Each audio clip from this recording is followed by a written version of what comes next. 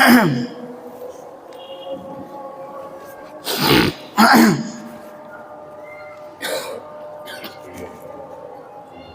الحمد لله نحمده ونستعينه ونستغفره ونؤمن به ونعوذ بالله من شرور أنفسنا ومن سيئات أعمالنا من يهده الله فلا مضل له ومن يضلل فلا هادي له وأشهد أن لا إله إلا الله وحده لا شريك له وأشهد أن محمدا عبده ورسوله أما بعد فإن خير الحديث كتاب الله وخير الهدي هدي محمد صلى الله عليه وسلم وشر الأمور محدثاتها وكل محدثة بدعة وكل بدعة ضلالة وكل ضلالة في النار فأعوذ بالله من الشيطان الرجيم بسم الله الرحمن الرحيم رب اشرح لي صدري ويسر لي أمري واحلل عقدة من لساني يفقهوا قولي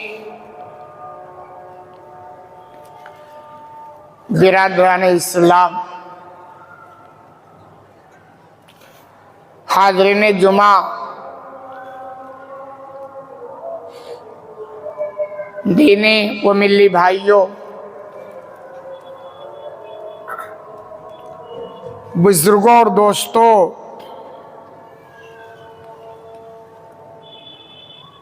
پردہ نشین اسلامی ماؤں اور بہنوں اور عزیز بچوں،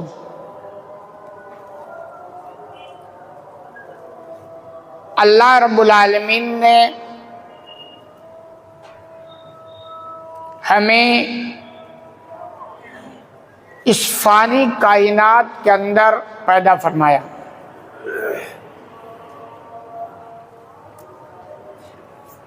ہمیں ایک زندگی عطا کی،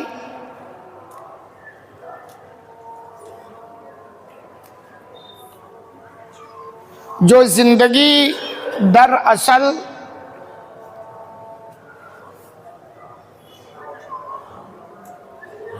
کئی طرح کے محتاج شکلوں سے گھری ہوئی ہے۔ جو ہمارا خالق ہے یعنی اللہ ہے، اگر اس کی مہربانی ہماری زندگی کے ساتھ نہ ہو تو ہماری یہ زندگی کی گاڑی بھی صحیح طریقے سے چل نہیں سکتی، اور نہ آخرت میں بیڑا پار ہو سکتا ہے جو ہماری زندگی کا اصل مقصد ہے۔ یعنی ہم قدم قدم پر اللہ کے مدد کے محتاج ہیں۔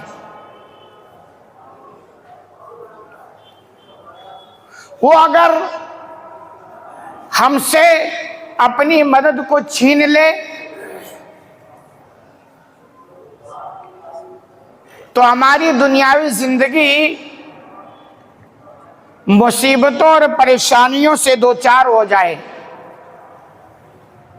اور آخرت میں تو اس کے رحم و کرم کے بغیر بیڑا ہی نہیں پار ہوگا۔ اسی لیے ہم بندوں کو ایسے کچھ کام کرنے چاہیے کہ جس سے ہم اللہ کے مدد کے مستحق قرار پا جائیں، یعنی اللہ خوش ہو اور ہماری مدد کرتا رہے، اللہ ہم سے راضی ہو جائے اور اس کی تعاون ہمیں ملتی رہے۔ چنانچہ ترمذی کے حوالے سے ہے کہ آپ صلی اللہ علیہ وسلم ارشاد فرماتے ہیں کہ 3 قسم کے لوگ ایسے ہیں جن کی مدد کرنا اللہ کے اوپر حق ہے. حق یعنی اللہ کے اوپر ان 3 قسم لوگوں کا حق ہے کہ اللہ ان کی مدد کرے. حق جانتے ہیں حق کی کیا اہمیت ہے؟ آپ بہت بڑے نوافل کے اہتمام کرنے والے بن جائیں. نوافل میں جو سب سے اہم نفل تہجد، اس کے پابندی کرنے والے بن جائیں، لیکن اگر کسی کا حق دبا کے بیٹھ گئے تو بھی بیڑا پار نہیں ہوگا. وہ اللہ نے تنبیہ کی ہے کہ حق دبا کے کسی کا میرے پاس نہیں آنا. نبی فرماتے ہیں کہ 3 قسم کے لوگ ایسے ہیں جن کی مدد کرنا اللہ کے اوپر حق ہے، یعنی واجب ہے. جو اللہ اپنے بندوں سے کہتا ہے آپس میں کسی کا حق نہیں کھانا دبانا نہیں، وہ اللہ ہے جس کے اوپر بندے کا حق ہو جائے وہ ضرور ادا کرے گا، وہ دے گا، وہ اپنے اوپر کا حق اتارے گا، وہ دبا نہیں سکتا ہے. وہ اس حق کی ادائیگی میں بالکل کوتاہی نہیں کرے گا. تو آپ فرماتے ہیں 3 قسم کے لوگ ایسے ہیں جن کا اللہ کے اوپر حق بن جاتا ہے کہ اللہ ان کی مدد کرے، جس کو آپ کہہ لیجئے کہ اللہ کے اوپر واجب ہو جاتا ہے کہ اللہ ان کی مدد کرے. ثلاثۃ حق علی اللہ او نہم، 3 قسم کے لوگ ہیں کہ جن کی مدد کرنا اللہ کے اوپر حق ہے، یعنی واجب ہے. 3 قسم کون؟ نمبر 1 المجاہد فی سبیل اللہ، اللہ کے راستے میں جہاد کرنے والا. کوئی بندہ اگر مجاہد بن جائے اللہ کے لیے تو اس بندے کا اللہ کے اوپر حق بن جاتا ہے کہ اللہ اس بندے کی مدد کرے اور کرے گا. جہاد کا مطلب وہ نہیں جو دنیا والے آپ کی طرف سے پھیلاتے ہیں. جہاد کا مطلب کہ بندہ ظلم کے خلاف کھڑا ہو جائے، غلط کاموں کے خلاف ایکشن لے، ظلم و زیادتی کے خلاف اپنا تن من دھن ہر طرح کی قربانی پیش کرنے کا جذبہ رکھ کے اس کو مجاہد کہا جاتا ہے. تو اللہ کے سوا اگر کوئی بندہ ایسا ہے جو اللہ کے لیے وقف ہو گیا تو اللہ کے اوپر حق بنتا اس بندے کی مدد. یہی آپ دیکھیں گے کہ جتنی اسلام میں جنگیں ہوئی ہیں نا، دشمنوں کے مقابل میں ان کی تعداد، ان کی تیاریاں ہر اعتبار سے کم رہا کرتی تھی، لیکن غلبہ ان اللہ کے بندوں کا ہوا کرتا. کیوں؟ اللہ کی مدد ان کے ساتھ ہوتی تھی. غزوہ بدر آپ پڑھیں اٹھا کے، کیا تھے؟ 313 تھے. جنگی تیاری کچھ بھی نہیں تھی، لیکن وہ مجاہد بن گئے تھے. تو اللہ کے اوپر ان کا حق بن گیا تھا کہ اللہ ان کی مدد کرے، اور اللہ نے مدد کی ہے. تبھی تو 313,000 کی حالت خراب کر دی. ایسی جنگیں بہت بھری پڑی ہیں، تیاری دنیاوی اعتبار سے کچھ بھی نہیں، لیکن جب لڑائی ہوئی ہے تو ان اللہ کے بندوں کا جو کرشمہ، جو کارنامے، وہ تاریخ میں رقم ہے. تو مجاہد کی مدد کرنا اللہ کے اوپر حق ہے کہ اللہ مدد کرے اس مجاہد کی. دوسرا آپ نے فرمایا والمکاتب الذی یرید الاداء، وہ غلام جو آزادی چاہتا ہے اللہ کے اوپر حق بنتا ہے کہ اللہ اس کی مدد کرے. عرب کے اندر غلاموں کا سسٹم تھا، لیکن اسلام میں غلامی کوئی اچھی چیز نہیں بتائی گئی. اس لیے آپ دیکھیں گے موقع بموقع غلامی کو ختم کرنے کے طریقے بتائے گئے. مکاتب کہا جاتا ہے کہ کوئی غلام اپنے مالک سے معاہدہ کر لیتا کہ بھائی میں اتنا روپیہ لا کر کے آپ کو دوں اور آپ مجھے آزاد کر دیں. اتنا دنوں میں جو بھی طے ہو جاتا کہ اتنا روپیہ لا کر کے میں کہیں سے بھی آپ کو دے دوں تاکہ میں آزاد ہو جاؤں، اور مالک کہتا ٹھیک ہے کوئی بات نہیں ہے.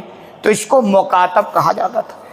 تو گویا کوئی غلام اپنی آزادی حاصل کرنے کے لیے اپنے مالک سے ایسا معاہدہ کر لیا ہے، اس کے لیے وہ کوشش کر رہا ہے، اللہ کے اوپر مکاتب اس غلام کا حق بنتا ہے کہ اللہ اس کی مدد کرے۔ اور وہ حق کا نتیجہ تھا کہ عرب کے اندر جب آپ صلی اللہ علیہ وسلم نے آنکھیں کھولی ہیں نا، تو ایک بڑی تعداد غلاموں کی تھی، غلامی تھے، انسانوں کی غلامی میں لگا تھا۔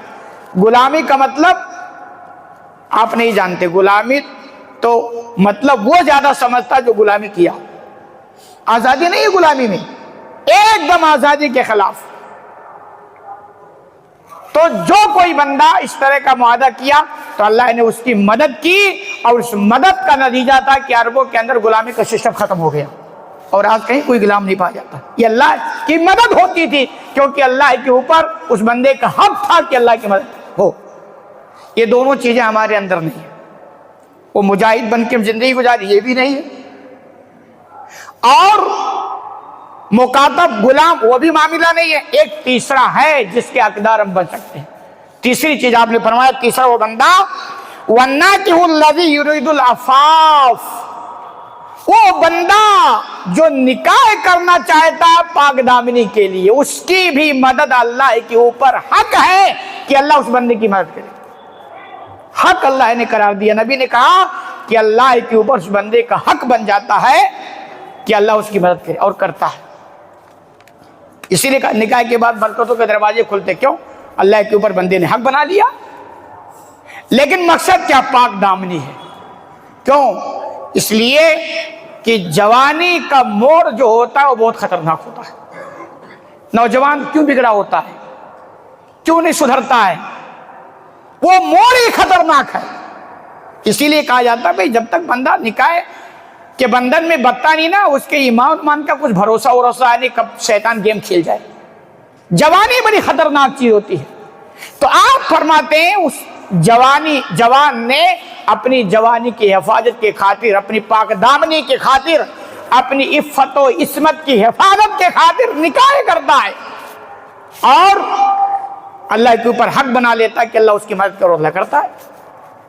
کبھی آپ نے سنا کہ کوئی بندہ اتنا کما رہا تھا جس سے اس کی زندگی گاڑی مشکل سے چل رہی تھی، اور نکاح کر لیا اور بھوکا مرنے لگ گیا؟ ایسا کبھی سنا آپ نے؟ نہیں، بلکہ نکاح کے بعد جو خرچ بنا اس سے کئی زیادہ اللہ نے اس کے انکم میں راستہ نکال دیا، انکم سورس کا راستہ بنا دیا۔ یہ اللہ کا وعدہ ہے کہ اللہ بندے کی مدد کرتا ہے۔ اس لیے لوگ پلان جو بناتے ہیں، یہ ہو جائے وہ ہو جائے، ابھی تو میں اتنا ہی کماتا ہوں، کیسے گزارا ہو کچھ نہیں۔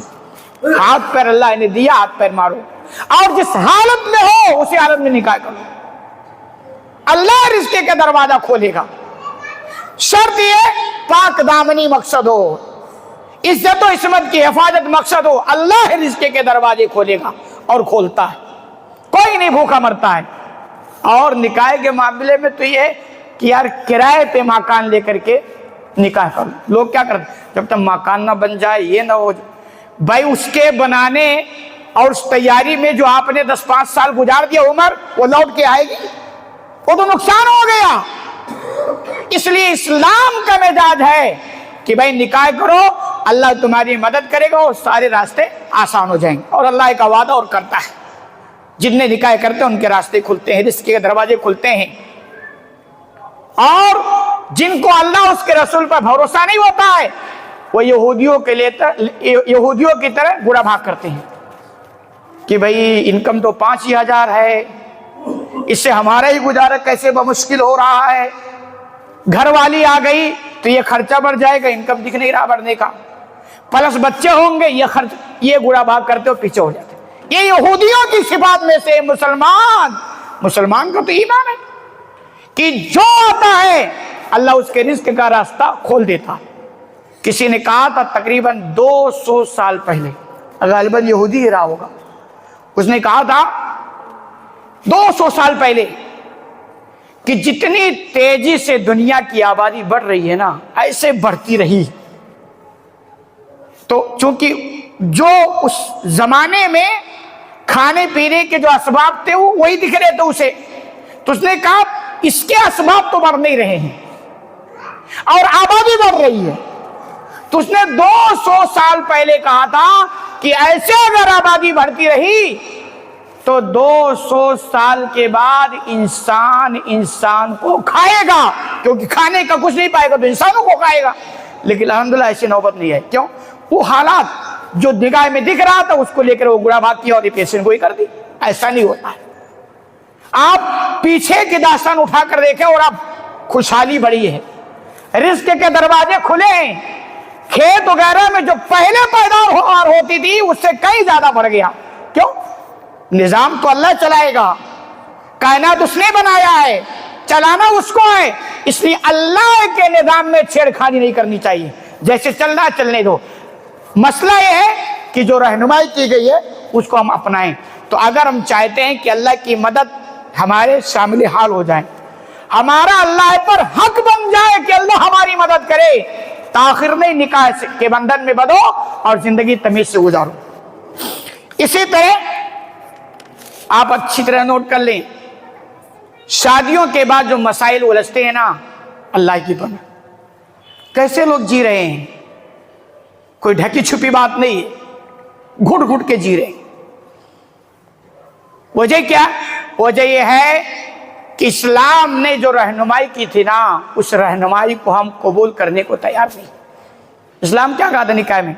دینداری کو ترجیح دو، دینداری کو ترجیح دو۔ بہت سارے ہمارے سامنے مسائل آتے ہیں، بھائی رشتہ جب کبھی کہیں رہنمائی کی جاتی ہے نا تو باتیں وہی آتی ہے، یہ ٹھیک وہ ٹھیک، لیکن ایسا ہو ایسا، سب بے تکی بات ہے۔ جو اسلام نے رہنمائی کی اسے ہم لینے کو تیار نہیں تو پھر جھیلنا ہے۔ چنانچہ تقوی کے بغیر، خوف الہی جس کو کہا جاتا ہے، اس کے بغیر کوئی بھی شادی کامیاب نہیں ہو سکتی ہے، اسے نوٹ کریں، تقوی کے بغیر۔ کیوں؟ قانون اور حکومتیں وہاں کام کرتی ہے جہاں دکھتا ہے، وہاں کام کرتی ہے جہاں دکھتا ہے، اور تقوی وہاں کام کرتا ہے جہاں کچھ نہیں دکھتا ہے۔ بھائی تقوی کا تعلق دل سے ہے، اور میاں بیوی کی جو مزیدار زندگی ہوتی ہے نا، وہ دل سے محبت کا نام ہے۔ بھائی حکومت نان و نفقہ دلا سکتی ہے، کھانا پینا دلا سکتی ہے، کپڑا مکان دلا سکتی ہے، لیکن وہ دل کی محبت تھوڑا دلا سکتی ہے۔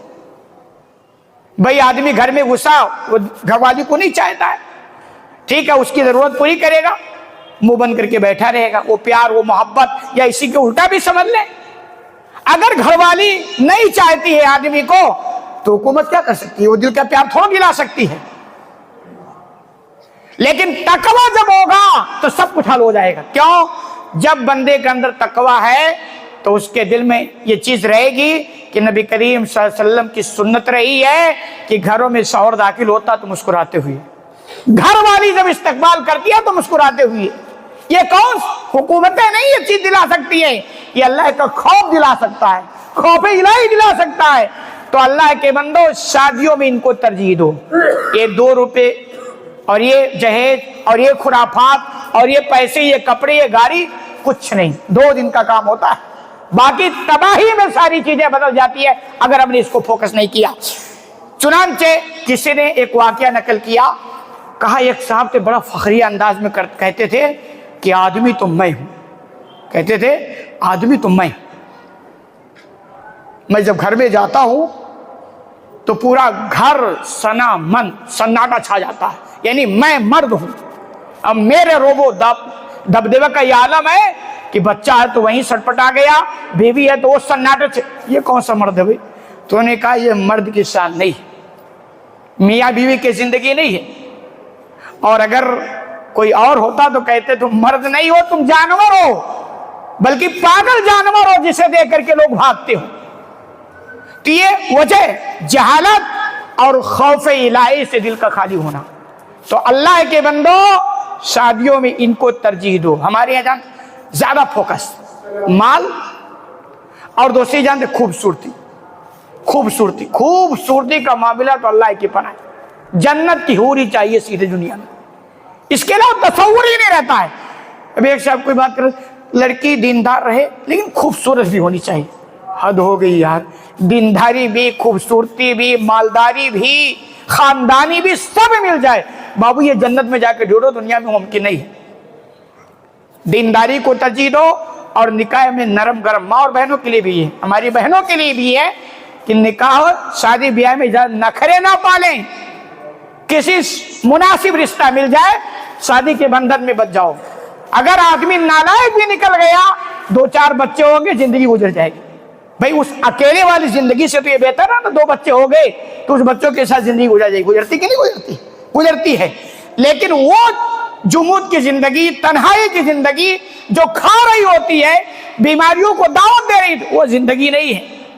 تو اللہ کے بندو، تقوی کے بغیر کوئی بھی شادی کامیاب نہیں ہو سکتی، اور اسی کی ترجمانی اللہ بھی نے کیا، ان اکرمکم عند اللہ اتقاکم، کہ لوگوں اللہ کے نزدیک سب سے کریم، سب سے اچھا، سب سے عمدہ شریف وہ ہے جس کے اندر جتنا زیادہ تقوی ہوگا، خوف ہوگا۔ یہ معیار بنایا گیا ہے، کسے فوکس کرو، کیونکہ تقوی کے بغیر نہ سدھار، نہ اصلاح، نہ کچھ۔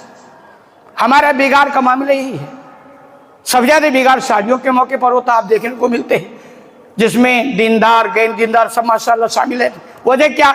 وہ تقوی سے دل خالی ہوتا ہے، تقوی سے دل خالی ہوتا ہے، خوف الہی سے خالی ہوتا ہے۔ تقوی پیدا کرو ہر موڑ پہ، اور اللہ کے نزدیک بہتر بننا ہے تو یہ نہیں کہ صرف مسجد میں تقوی رہے، اندر بھی باہر بھی، شادی بیاہ سب جگہ تقوی ہونا چاہیے اگر اللہ کے نزدیک سب سے بہتر بننا ہے۔ جوانوں سے خطاب، نوجوانوں شادی کرو، دیندار کو ترجیح دو، شادی کے بغیر کوئی زندگی نہیں۔